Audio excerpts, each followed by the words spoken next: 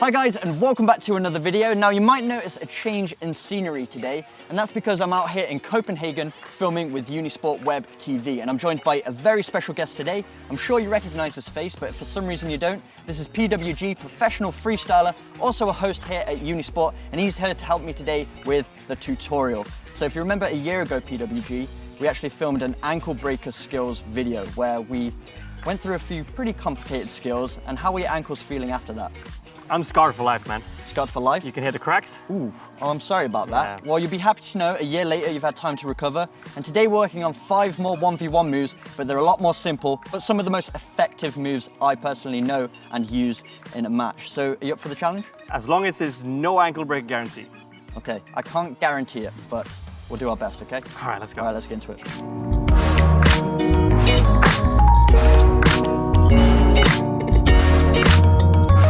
All right, PWG, so let's get into the first move here. And this is the area of the pitch I personally like to use it. You can use it in other areas, but for me as a winger, this is how I like to create an opportunity to cross the ball. The first move is called the Stanley Matthews. Do you know who Stanley Matthews is?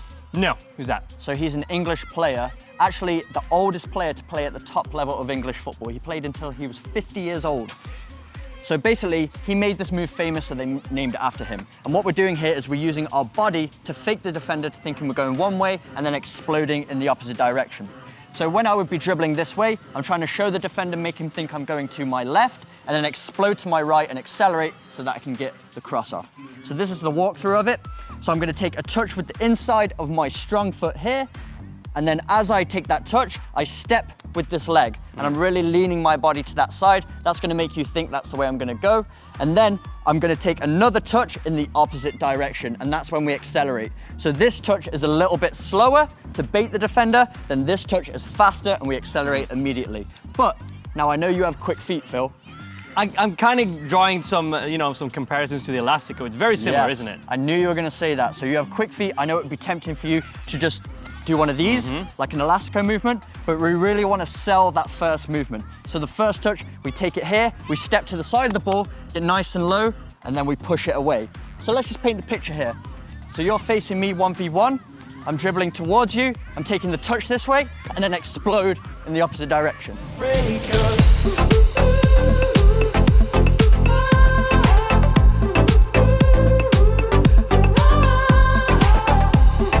Okay, P-Dub, moving into the second move now. So these are really simple, as we've already said, but once you do simple moves over and over again, it can get a little bit predictable. So I've got another one for you now that you can use as an alternate to the Stanley Matthews. I'm gonna call it the fake Stanley Matthews. It's a variation of a body feint that uses the first half of the Stanley Matthews move. So basically what we're gonna be doing is, with the Stanley Matthews, it was obviously a touch here, and then we pushed it off in the opposite direction, which if I was facing this way, I'm taking it end line. For this one, I'm now cutting it onto my left foot. So I'm gonna cut it back this side. And what we do is, we do the same move. So we touch it inside, step across. And then when we're about to take that outside foot touch, where the defender's gonna think we're gonna explode again, because we've already used the Stanley Matthews, we then do a body feint. So we go onto our opposite leg, get nice and low, and that's where we're gonna throw off the defender a second time. And then we take the ball with the outside of the opposite leg this time and push it back onto our left side. So here's the difference again. Stanley Matthews, bang. And this is the fake Stanley Matthews. Here, fake, and go in the opposite direction. Reverse psychology. And then you get on your left foot, and you still have an opportunity to cross or shoot, but you gotta make sure you're strong on both feet so you can have end product at the end of it.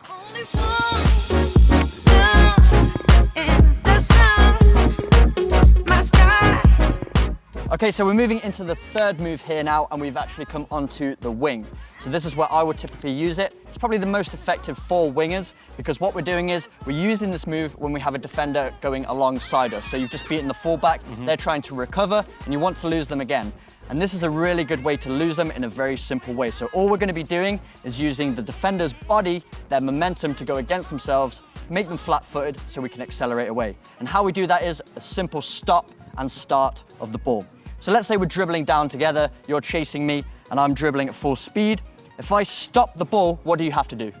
I'll stop as well. Exactly. So when you stop, you're flat-footed for a split second. And then if that next touch is nice and explosive, you're gonna dictate the play then. So you're gonna be one step ahead, and you're gonna get that 1-2 second advantage. So there's 3 ways I like to do it. One, you can dribble and you can use the outside of your foot. It's quite smooth because then you can cut it back, and as you're flat-footed, I then just take the same foot, use the inside and push it down the line.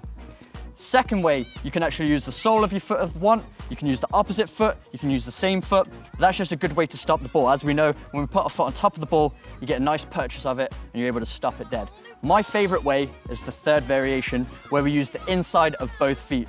So if we're dribbling down, I cut it back with my left foot and then immediately cut it again with the inside of my right. I like that. For me, that's the smoothest way to do it, and it's very easy to control the ball with the inside of your feet, so it's very effective.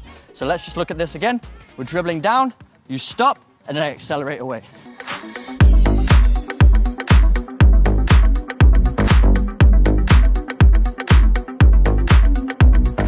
Okay, we're gonna move into the fourth 1v1 dribbling move now. One of my favorites, the La Croqueta, made famous by players like Iniesta, Michael Laudrup. Very good at performing these moves. Really simple, and the reason I like it is because you're using the inside of both feet and you have a nice wide surface area, so very easy to control the ball between the 2 feet. But there's a specific way I like to do this. So a lot of players will tap the ball from one foot to each other, and if you're going at speed, that's a quick way to lose control of the ball, especially if you might knock it out to the side, out for a throw-in. What I like to do is I push the ball between my feet. So I make contact with the ball, push it across my body, staying in contact with it, then transfer it to the other foot and push it forward. It's a lot tighter control of the ball. So the way we would use this, I like to use it on the sideline typically, whether it's going towards goal or on the wing, because you can get on the weak side of the defender. So when you're faced one-on-one with the defender, usually they will jockey, which means go side on. So if you just want to get that stance for me, and what I mean by weak side is always finding their back. So the weak side is very difficult for them to defend, because if I push the ball behind them, they've got to turn a full 180 degrees before they can chase after me, and that gives me the time to get away from them. So if he's got his weak side facing the inside, I'll take the La Croqueta across his body and push, or I might bait the defender. So I might make it look like I'm going to cut inside. That makes them rotate their hips, then I can take it down the line. But you really want to make that second touch further than the first one. So your first touch across your body, nice and control. Then that second touch, you push it out in front of you further, and then you're already in a position to accelerate away.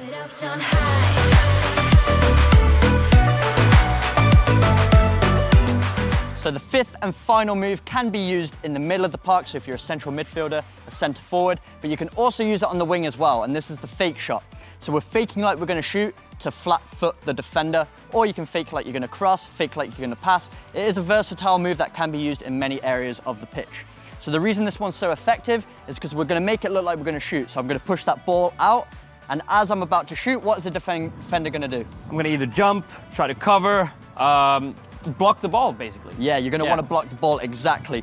So to really sell the shot, what we need to do is mimic the shooting technique. So when we're about to shoot, we want to draw that leg back. You might put that arm out for balance if you really want to sell it. Make it look like you're about to strike that ball. And as I do that, the defender's going to go flat foot, they're going to jump, and then you have a couple of options. There's a couple of variations I like to do.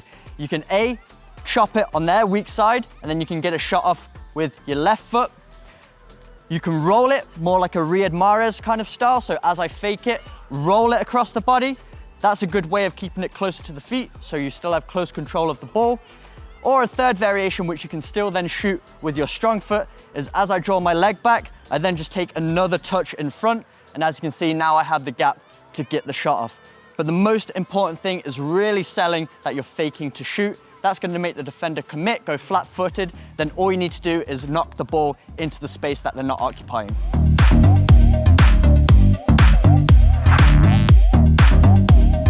All right, guys, so those are the 5 skills I've got for you today. Some of the most simple skills that even probably PWG could master. We know he's not the most skillful player, but we tried to make it simple for him. So if he can master them, you guys can as well with a little bit of practice. Has anyone seen PWG, by the way?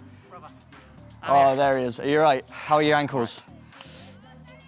Still so-so, man. Yeah, that was tough. That was tough. I was just saying to these guys that even you could probably master some of these skills. What do you think? I mean, I'm not the skilled type of guy on the field, to be honest, so I don't know. Hey, I don't want you to doubt yourself, man. Really believe in yourself. I think with a little bit of practice, you'll be able to get these, okay? And if you need me to teach you more, just let me know anytime. I really appreciate the support, man. I'm happy to help you out, man. But thanks so much for joining me today, man. And guys, thank you guys for watching as well. If you did enjoy today's video, make sure you drop a like. Also, make sure you check out Unisport's channel by clicking the bubble that's up here somewhere. Subscribe to them. You can check out more moves from Phil and plenty more tutorials on their channel. But as always, hit the subscribe button for weekly training videos, and I will see you guys in the next video.